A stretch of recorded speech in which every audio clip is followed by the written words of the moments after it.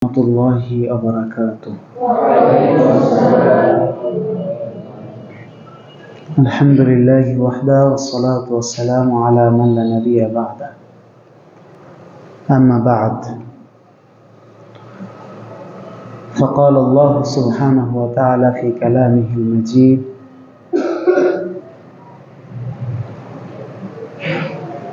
فاعلم أنه لا إله إلا الله.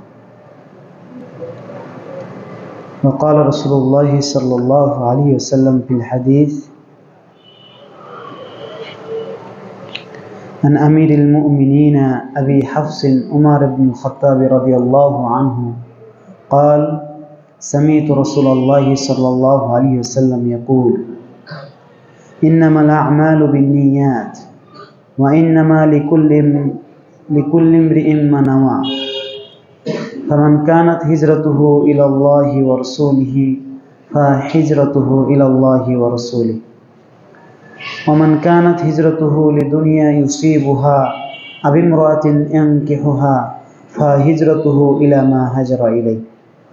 رواه إمام المحدثين। প্রশংসা আল্লাহ সুবহানাহু ওয়া তাআলা নিমিত্তে নিবেদিত, যে আল্লাহ সুবহানাহু ওয়া তাআলার অনুগ্রহে আমরা মাগরিব সালাতের পর এখানে উপস্থিত হতে পেরেছি সাপ্তাহিক হালাকায়। এজন্য আমরা অন্তরস্থল থেকে আল্লাহ সুবহানাহু ওয়া তাআলার প্রশংসা আদায় করি। আমরা সকলে বলি আলহামদুলিল্লাহ। শান্তি অবতীর্ণ হোক হযরত মুহাম্মদ সাল্লাল্লাহু আলাইহি ওয়াসাল্লামের প্রতি। আল্লাহুম্মা সাল্লি আলাইহি আল্লাহুম্মা বারিক আলাইহি। সম্মানিত মসজিদের মুসল্লিবৃন্দ, আমরা আজকে বসেছি এখানে, আমরা সবাই অবগত রয়েছি যে ইমাম নববীর 40 হাদিসের উপর আমরা ধারাবাহিকভাবে দার্স দেব।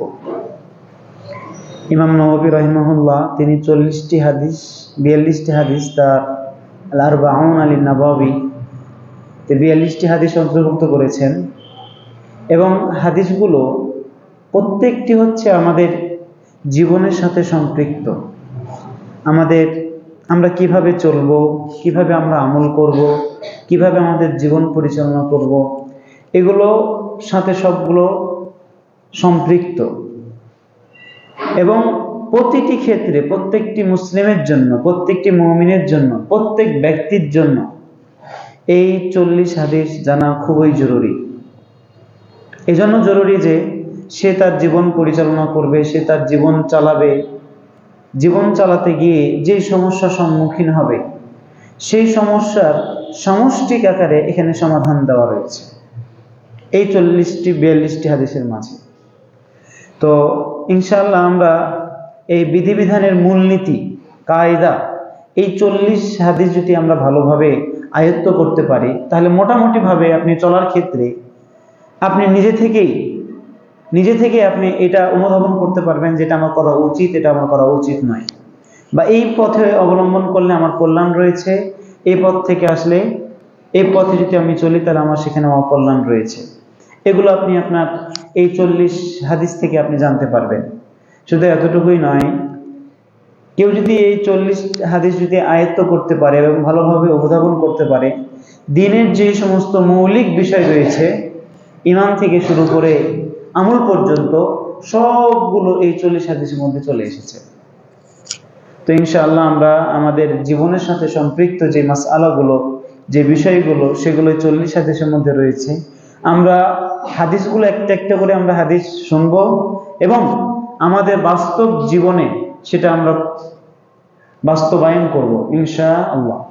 আল্লাহ তাআলা যেন আমাদেরকে আমাদের এই ইসলামী হালাকা সাপ্তাহিক দার্স, এই দার্স যেন আমাদের জন্য আল্লাহ তাআলা উপকারী করেন, এবং আমরা যেন এই দার্স গ্রহণ করে আমাদের বাস্তব জীবনে আমরা প্রয়োগ করতে পারি। আল্লাহ তাআলা আমাদের সেই তৌফিক দান করুন। আমি সময় না বাড়িয়ে আমি সরাসরি হাদিসের মধ্যে চলে যাব, যেহেতু আমাদের হাদিসের আলোচনা, হাদিসের মধ্যে আমরা ঢুকে যাব।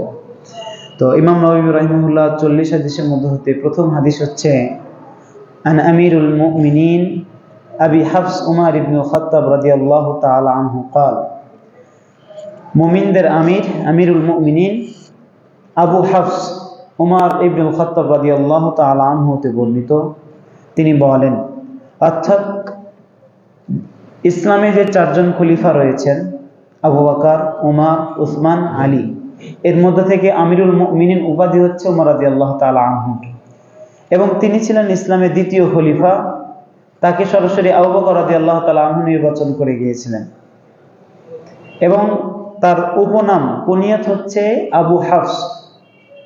কুনিয়াত হচ্ছে ছেলে বা মেয়ে নামের সাথে নামের সামনের দিকে আবুন শব্দটা যোগ করা, যেমন আবু আব্দুল্লাহ অথবা আবু উমার, আবু উসমান বা আবু মুহাম্মদ।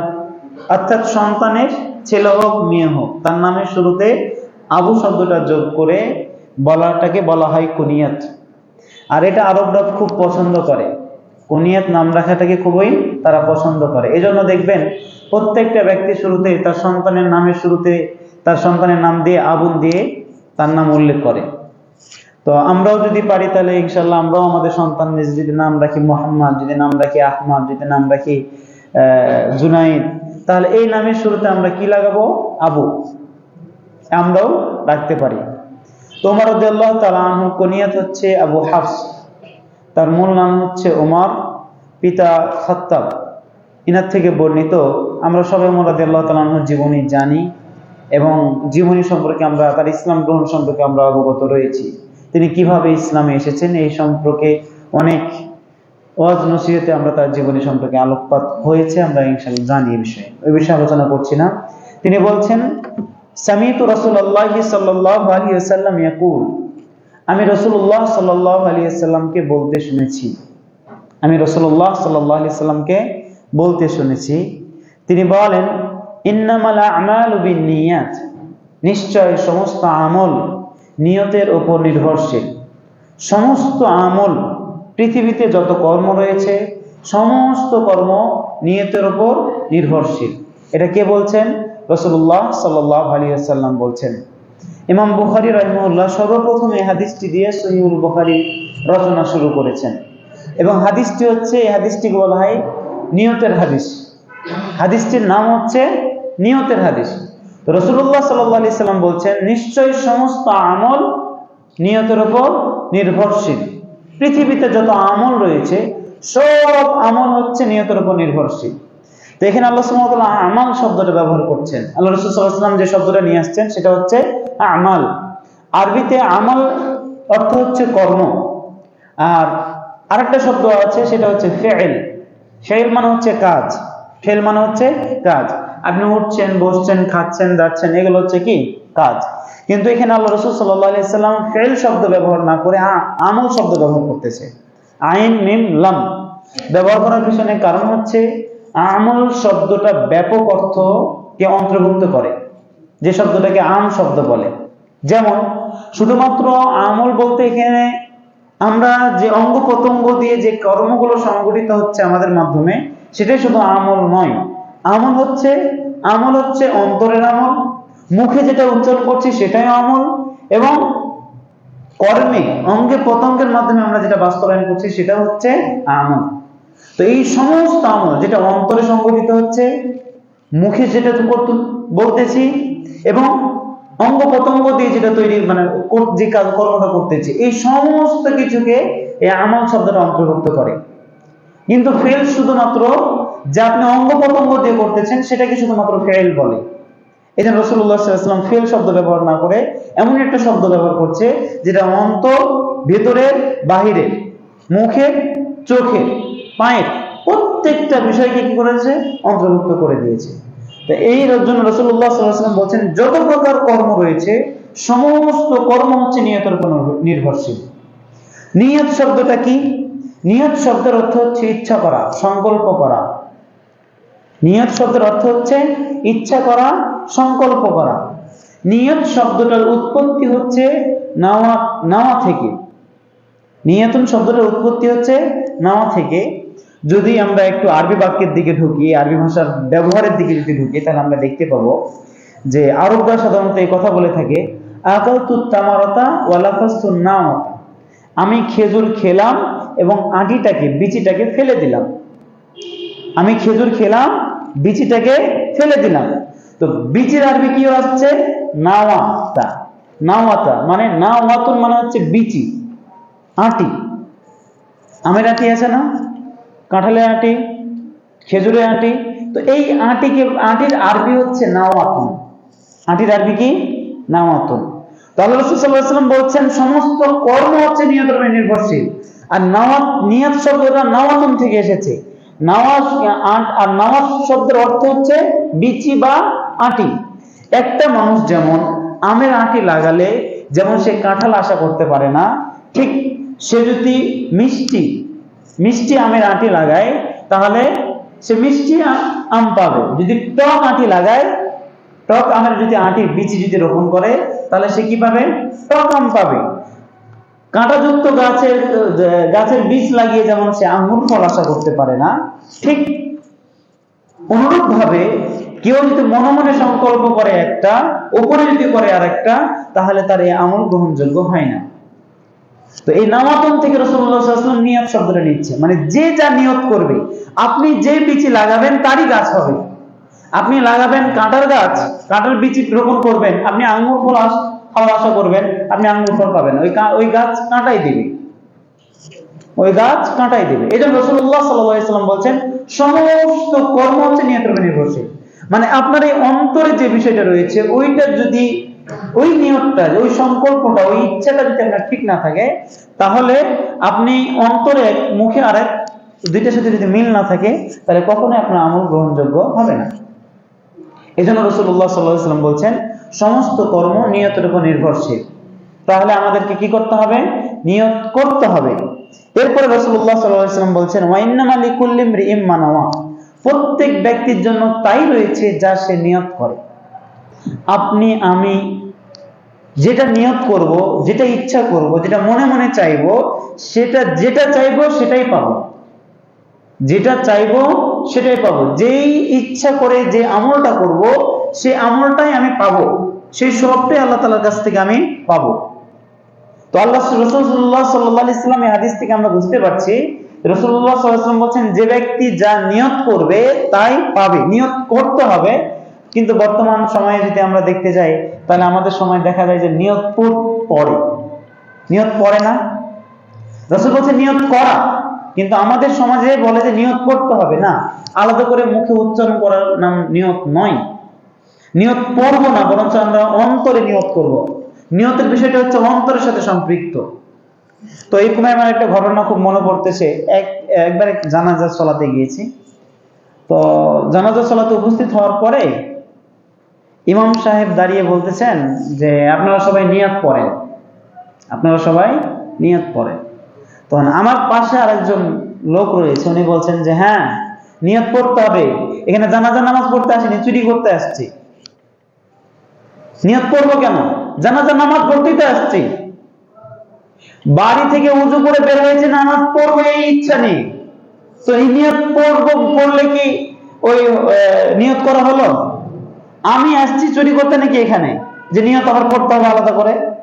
বাড়ি থেকে বের হয়েছি উযু করে নিয়ত জানাজা সালাত আদায় করবো এই জন্য, আর আপনি বলছেন যে নিয়ত করতে হবে। তা আসলে নিয়ত পড়াটা না, নিয়ত পড়াটা হচ্ছে বেদাত, নিয়ত করাটা হচ্ছে সুন্নাত। আমাদেরকে আপনাকে নিয়ত করতে হবে, আমরা নিয়ত পড়বো না। আর নিয়ত করতে হবে এরকম বিষয়ে বা এই বিষয়ে কোনো হাদিস নেই, বা যারা নিয়ত করার উপরে যে দোয়াগুলো দেয় এগুলোর সাথে নিজস্ব বানানো দোয়া, এগুলোর কোনো ভিত্তি ইসলামী শরীয়তে নেই। এই জন্য আমরা কি করব? অন্তরে মনে মনে সংকল্প করব, ইচ্ছা করব, এটা হচ্ছে আপনি নিয়ত। আপনি সালাতের জন্য দাঁড়াচ্ছেন, আপনি কোন সালাতের জন্য দাঁড়াচ্ছেন? ফরজ সালাতের জন্য দাঁড়াচ্ছেন না নফল সালাতের জন্য দাঁড়াচ্ছেন, এটা আপনি জানছেন। তো এই যে মনে মনে আপনি সংকল্প করে মুসল্লায় দাঁড়াচ্ছেন, জায়নামাজে দাঁড়াচ্ছেন, সেটাই আপনার নিয়ত হয়ে গেছে,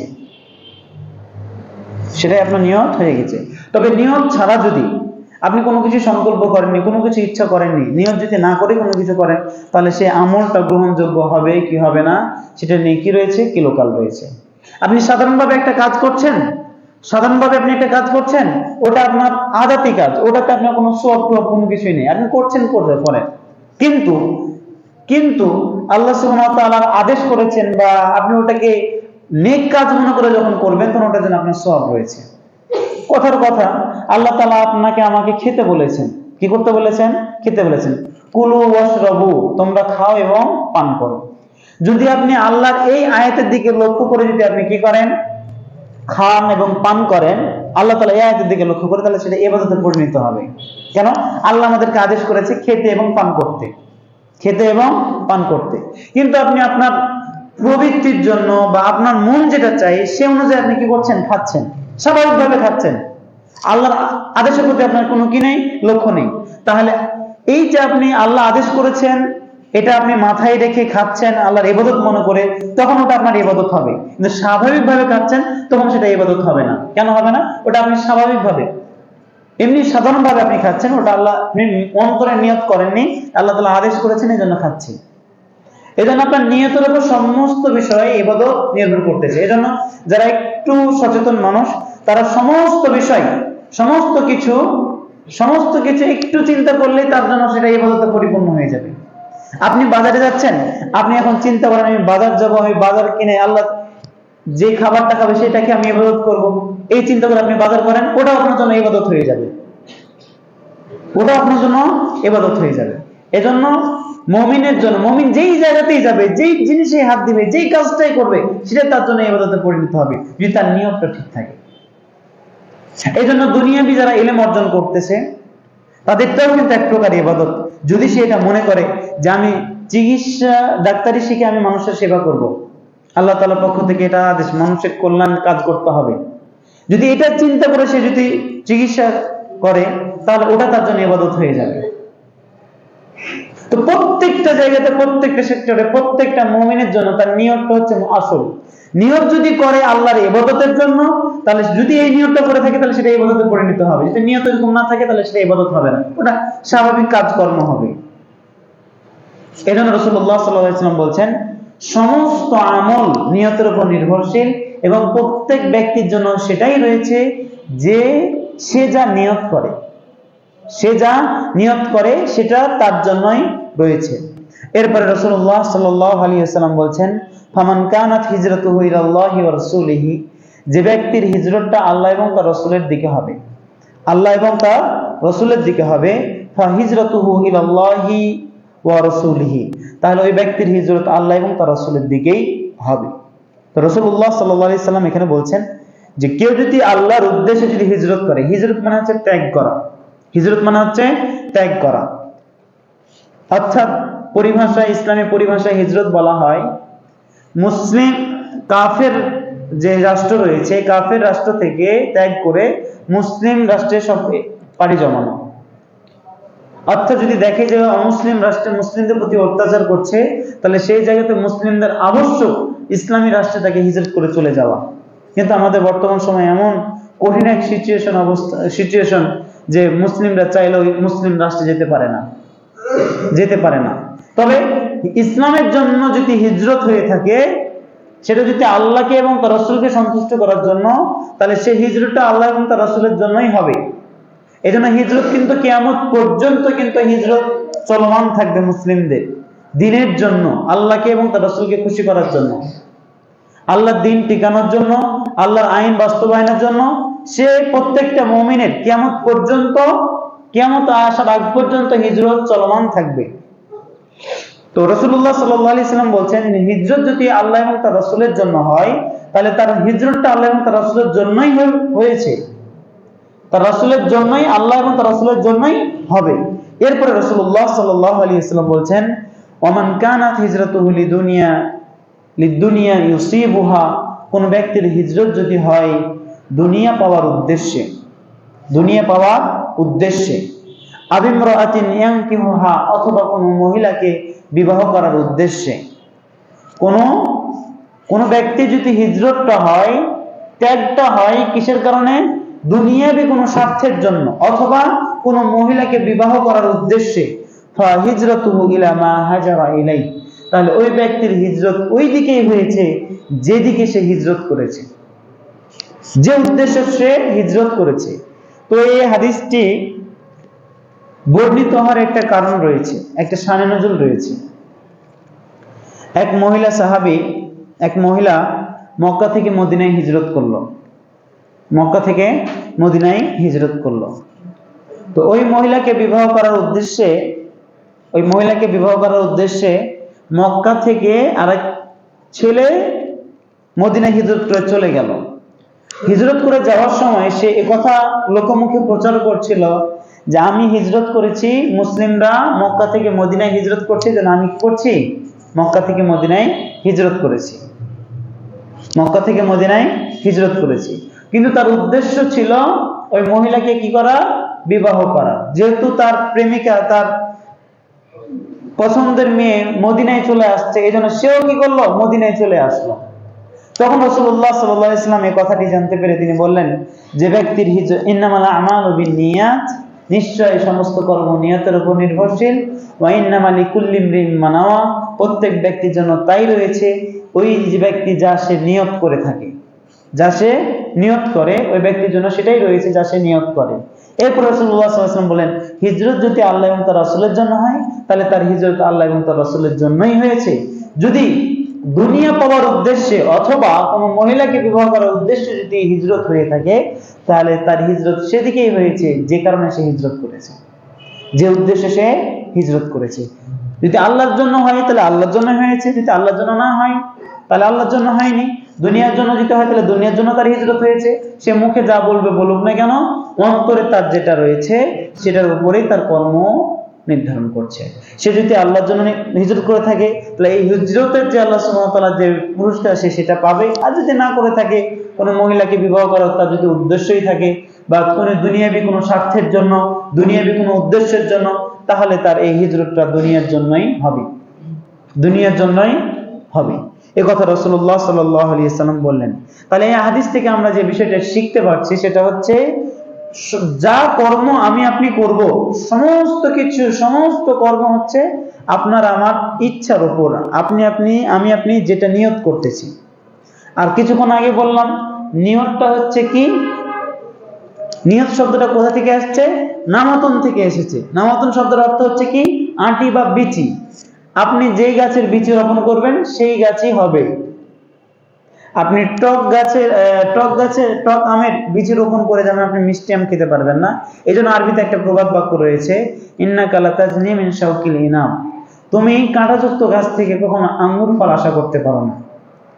তুমি কাঁটাযুক্ত গাছ লাগাবা আর ওখান থেকে আঙ্গুর ফল আশা করবা, এটা যেমন অসম্ভব, অসত্য, ঠিক আপনি নিয়ত করবেন একটা, অন্তরে চিন্তা করবেন একটা, আর বাস্তবে করবেন আর একটা, ওটাও আল্লাহ তাআলার পক্ষ থেকে সব পাওয়াটাও অসম্ভব।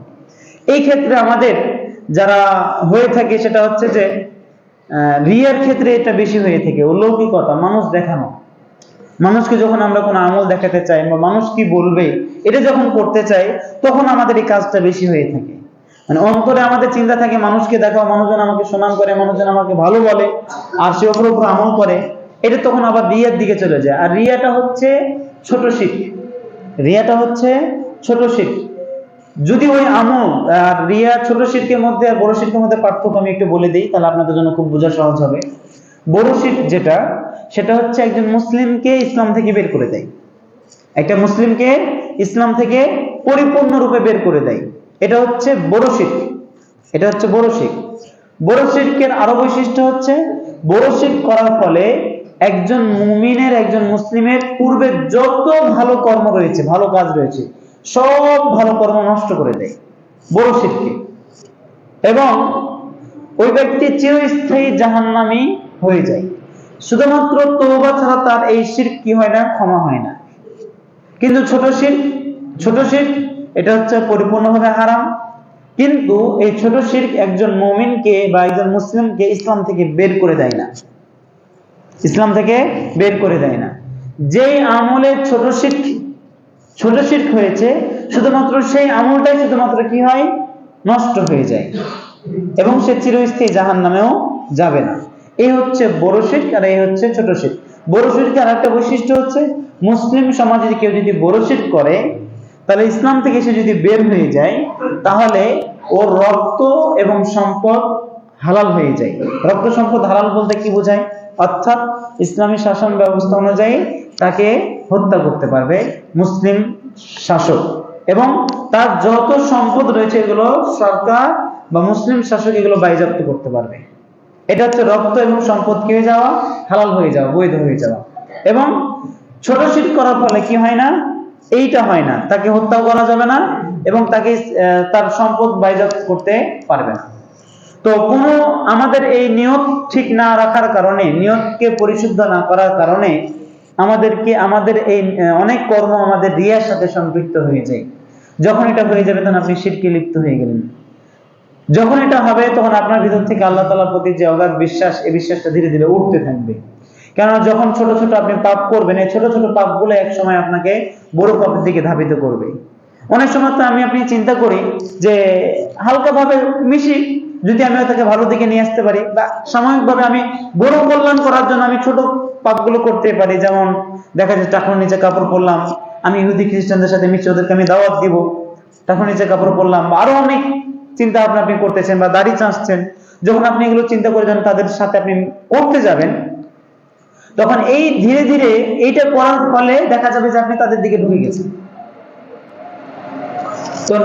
ওরা যে পাপগুলো করতেছে, পাপগুলো তখন আপনাকে আর ভারী মনে হবে না, তখন ওগুলো আপনার জন্য হালকা হয়ে যাবে। তখন ওগুলো আমার জন্য হালকা হয়ে যাবে। তো নিয়ত যদি পরিশুদ্ধ করি, নিয়ত যদি আমরা ঠিক রাখি, তাহলে প্রত্যেকটা জায়গায়, প্রত্যেকটা ক্ষেত্রে, প্রত্যেকটা আমল আপনার আল্লাহ তাআলার কাছে গ্রহণীয় হবে। প্রত্যেকটা আমল আপনার জন্য গ্রহণীয় হবে, কোনো আমল আপনার বিফলে যাবে না। এমনকি কেউ যদি কোনো ভালো কাজ করার নিয়ত করে, সংকল্প করে, ইচ্ছা করে, এবং সেটা যদি সে করতে না পারে, তাহলে আল্লাহ সুবহানাহু ওয়া তাআলা ওই নিয়ত করার কারণে ওই আমলের সওয়াব তাকে দিয়ে দেয়। সুবহানাল্লাহি ওয়া বিহামদিহি। এটা হচ্ছে নিয়তের, ভালো নিয়তের এগুলো হচ্ছে সুফল। আপনি কোনো কাজ করার সংকল্প করেছেন, কিন্তু কোনো কারণবশত আপনি করতে পারেননি, আল্লাহ তাআলা তার ওই ভালো কাজ করে আপনি যে সওয়াবটা পেতেন, সেই সওয়াবটা আল্লাহ আপনাকে দিয়ে দিবে। এবং সেটা যদি আপনি করতে পারেন, নিয়ত করেছেন এবং বাস্তবে আপনার সময় হয়েছে, আপনি কাজটা করতে পেরেছেন, এইটা যদি আপনি করতে পারেন, আল্লাহ সুবহানাহু ওয়া তাআলা প্রতিশ্রুতি দিয়েছেন এইভাবে, আল্লাহ সুবহানাহু ওয়া তাআলা ওই আমলটাকে 1 গুণ থেকে 10 গুণ পর্যন্ত বাড়িয়ে নিয়ে যাবে। শুধু এতটুকুই নয়, রাসূলুল্লাহ সাল্লাল্লাহু আলাইহি ওয়াসাল্লাম বলছেন, আদম সন্তানের প্রত্যেকটি আমলকে 1 গুণ থেকে 10 গুণ পর্যন্ত বাড়িয়ে নিয়ে যাওয়া হয়। প্রত্যেকটি নেক কাজকে 1 গুণ থেকে 10 গুণ পর্যন্ত বাড়িয়ে নেওয়া যাওয়া হয়। এরপরে বলতেছে বিআশরি আমসালিহা ইলা 700 যিফিন, 10 থেকে নয়, 10 থেকে 700 গুণ পর্যন্ত বাড়িয়ে নিয়ে যাওয়া হয়। প্রত্যেকটা ভালো কাজ 1 থেকে কয় গুণ পর্যন্ত? 10 গুণ পর্যন্ত। এবং 10 গুণ থেকে কত গুণ পর্যন্ত? 700 গুণ পর্যন্ত। আর এই উদাহরণটাই আল্লাহ সুবহানাহু ওয়া তাআলা কোরআন কারীমের মাঝে এভাবে উপস্থাপন করেছেন, মাসালুল লাযীনা ইউনফিকুনা আমওয়ালাহুম ফি সাবিলিল্লাহ, ওই ব্যক্তিদের দৃষ্টান্ত যারা আল্লাহ তাআলার রাস্তায় খরচ করে, ব্যয় করে, দান করে, কামাসালি হাববাতিন, ওই দানার দৃষ্টান্তের মতো, ওই দানার মতো, আমবাতাত সাবআ সানাবিলা ফি কুল্লি সুনবুলাতিন মিয়াতু হাব্বা, যেই একটি ছোট্ট দানা আমবাতাত সাবআ সানাবিলা, 7টা শীষ, 7টা ছড়া সে কি করে? উৎপাদন করে, বের করে। ফি কুল্লি সুনবুলাতিন মিয়াতু হাব্বা, আর প্রত্যেকটি শীষে 100টা করে দানা রয়েছে, 100টা করে দানা রয়েছে। তো আল্লাহর রাস্তায় যে খরচ করে, ওই ব্যক্তির দৃষ্টান্ত দিচ্ছে একটা দানার সাথে, যেই দানাটা কি করে? 7টা করে শীষ, 7টা করে ছড়া সে কি করে? উৎপাদন করে, বড় করে, বের করে, তার থেকে বের হয়। এবং প্রত্যেকটা শীষে কতটা করে দানা রয়েছে? 100টা করে। তাহলে 7 দিয়ে যদি 100কে গুণ করি, তাহলে 700 গুণ হচ্ছে, 700 পর্যন্ত হচ্ছে। এরপর আল্লাহ সুবহানাহু ওয়া তাআলা বলছেন, আল্লাহু ইউযাইফু লিমান ইয়াশা, তাহলে 1 থেকে 10, 10 থেকে 700। এরপর আল্লাহ সুবহানাহু ওয়া তাআলা বলছেন, আল্লাহু ইউযাইফু লিমান ইয়াশা, আল্লাহ যার জন্য ইচ্ছা তার জন্য আরো বৃদ্ধি করতেই থাকেন, তার জন্য বৃদ্ধি করতে থাকেন, বাড়াতেই থাকেন, বৃদ্ধি করতেই থাকেন। আল্লাহু ওয়াসিউন আলিম, আল্লাহ হচ্ছেন প্রশস্তকারী এবং হচ্ছেন মহাজ্ঞানী। তাহলে দেখেন, আমরা যদি আমাদের প্রত্যেকটা ভালো কর্ম, আপনি যেই কাজই করেন না কেন, নিয়তটা শুধুমাত্র আল্লাহর জন্য একটু শুদ্ধ করেন, আপনি নিয়তটা একটু খাঁটি করেন, করার পরে আপনি এই চিন্তা করেন যে আমি এই খাচ্ছি বা পড়ছি বা ঘুমাচ্ছি, সবকিছুতে শুধুমাত্র একটু নিয়তটা আল্লাহর জন্য করেন, ইবাদতের উদ্দেশ্য নিয়ে নিয়ত করেন। আমি ঘুমাচ্ছি, আল্লাহুম্মা বিসমিকা আমতু ওয়া আহইয়া, এই দোয়াটা পরে আপনি শুয়ে যান। আমি আল্লাহর জন্য মৃত্যুবরণ করছি, আল্লাহর জন্য আমি জীবিত হব, আল্লাহ নামে মৃত্যুবরণ করছি, আল্লাহ নামে জীবিত হব, এভাবে আপনি শুয়ে যান। এই যতক্ষণ ঘুমাবেন ততক্ষণ আপনি ইবাদতের মধ্যে রয়েছেন, ততক্ষণ আপনি ইবাদতের মধ্যে রয়েছেন। তাহলে আমরা যদি আমাদের নিয়তকে পরিশুদ্ধ করি, যেরকম আমরা নিয়ত করব আল্লাহ তাআলার পক্ষ থেকে আমরা সেই রকম কি পাবো? প্রতিদান পাবো। এজন্য আমরা আল্লাহ তাআলার কাছে আশা করব এবং আমাদের নিয়তকে আমরা খাঁটি করব। আমরা নিয়ত করব কিন্তু আমরা নিয়ত পড়ব না। আমরা নিয়ত করব, নিয়ত আমরা পড়ব না ইনশাআল্লাহ। এই হাদিসটি ইমাম বুখারী এবং ইমাম মুসলিম রাহিমাহুল্লাহ বর্ণনা করেছেন। ইমাম বুখারী রাহিমাহুল্লাহ তার সহিহুল বুখারীর প্রথমেই এই হাদিসটি নিয়ে এসেছেন। ইমাম মুসলিম রাহিমাহুল্লাহ এই হাদিসটি প্রথমে শুরুতে হাদিসটি নিয়ে এসেছেন। তো ইমাম বুখারী রাহিমাহুল্লাহ পূর্ণ নাম হচ্ছে আবু আব্দুল্লাহ মুহাম্মদ ইবনে ইসমাইল ইবনে ইব্রাহিম ইবনে মুগীরা ইবনে বারদিসবা আল বুখারী, এনার পূর্ণ নাম। তিনি ছোটবেলাতেই তার বাবা, তিনি যখন এতিম ছিলেন তখন তার বাবা মৃত্যুবরণ করেন এবং তিনি এতিম হিসেবে লালিত পালিত হন এবং তার মায়ের দোয়ার কারণে, তার মায়ের তত্ত্বাবধানে তিনি বড় হন এবং তিনি ছোটবেলাতেই অন্ধ হয়ে যান। তার মায়ের দোয়ার কারণে তিনি তার দৃষ্টিশক্তি ফিরে পান। পরবর্তীতে দেখা যায় তার জীবনে আমরা একটু রিসার্চ করি তাহলে দেখতে পাই তিনি তার জীবনে বেশ কয়েকবার অন্ধ হয়েছেন। এবং ইমাম বুখারী রহিমাহুল্লাহ তিনি এতটাই প্রখর মেধার অধিকারী ছিলেন যে, বা রিজাল শাস্ত্র সম্পর্কে বলতে আমরা যে হাদিস সংগ্রহ করি, হাদিসগুলো যেগুলো শুনতেছি, এই হাদিসের শুরুতে কিন্তু আমাদের সনদ নাই। সনদ আমরা শুধুমাত্র মতনটুকু পড়তেছি। মতন হচ্ছে রাসূলুল্লাহ সাল্লাল্লাহু আলাইহি ওয়াসাল্লামের কথাকে মতন বলা হয়। সনদ কাকে বলে? কথার কথা রাসূলুল্লাহ সাল্লাল্লাহু আলাইহি ওয়াসাল্লামকে তো সরাসরি কে দেখেনি? ইমাম বুখারী তো দেখেনি, বা ওমর রাদিয়াল্লাহু তাআলা আনহুকে তো সরাসরি ইমাম বুখারী পায়নি। তাহলে কিভাবে ইমাম বুখারীর কাছ থেকে হাদিস বর্ণনা করলো? হাদিস বর্ণনা করার পিছনে কারণ, কিভাবে বর্ণনা করেছে সেটা হচ্ছে ইমাম বুখারী রাহিমাহুল্লাহ তার ওস্তাদের থেকে বর্ণনা করেছেন, তার ওস্তাদের কাছ থেকে বর্ণনা করেছেন। তার ওস্তাদ ইমাম ওমর রাদিয়াল্লাহু তাআলা আনহুকে দেখেছেন, ওমর রাদিয়াল্লাহু তাআলা রাসূলুল্লাহ সাল্লাল্লাহু আলাইহি ওয়াসাল্লামের কাছ থেকে কি করেছেন? হাদিস বর্ণনা করেছেন। কথার কথা এই মাঝখানে আমার কাছ থেকে হাদিস বর্ণনা করতে হলে আমার সাথে যারা রয়েছে তাদের কাছ থেকে আমার কথা শুনতে হবে। ঠিক অনুরূপভাবে রাসূল পর্যন্ত পৌঁছতে গেলে মাঝখানে আরো ৩-৪ জন লোক থাকে। ইমাম বুখারী তার ওস্তাদ, সে তার ওস্তাদ, এগুলো নাম সহকারে কিন্তু প্রত্যেকটা হাদিসের সনদ কিন্তু সহিহুল বুখারী বা হাদিস গ্রন্থগুলোতে রয়েছে। এবং সাধারণভাবে আমরা যখন পড়ি তো এই নামগুলো আমরা দেখতে পাই না। কিন্তু আবার হাদিস সহিহ যঈফ হয় এই মাঝখানে যে সমস্ত ব্যক্তিরা রয়েছে তাদের স্মৃতিশক্তির দুর্বলতা বা তাদের স্মৃতিশক্তির প্রখরতার কারণে, বা তার স্বাভাবিক যে গুণাবলী রয়েছে সেগুলোর উপরে হাদিস সহিহ হয়, যঈফ হয়। রাসূলের বাণী সহিহ যঈফ হয় না। যদি রাবী দুর্বল হয় বা যিনি শিকার শক্তিশালী রাবী রয়েছেন, বর্ণনাকারী রয়েছেন, তার যদি বিপরীতে বর্ণনা করে তখন এই দুর্বল রাবীর হাদিস আর গ্রহণ করা হয় না। তো এই মাঝে যে 4-5 জন লোক রয়েছে, এই লোকদেরকে বলা হয়, এই লোকদের জীবনী সম্পর্কে জানা এবং তাদের জীবন সম্পর্কে রাসূলের বিশুদ্ধ হাদিস সংগ্রহ করাকে বা এই সম্পর্কে পড়াশোনা করাকে বলা হয় ইলমুর রিজাল। এইটাকে বলা হয় ইলমুর রিজাল। ইমাম বুখারী রাহিমাহুল্লাহ ইলমুর রিজাল সম্পর্কে অনেক বেশি জ্ঞান রাখতেন।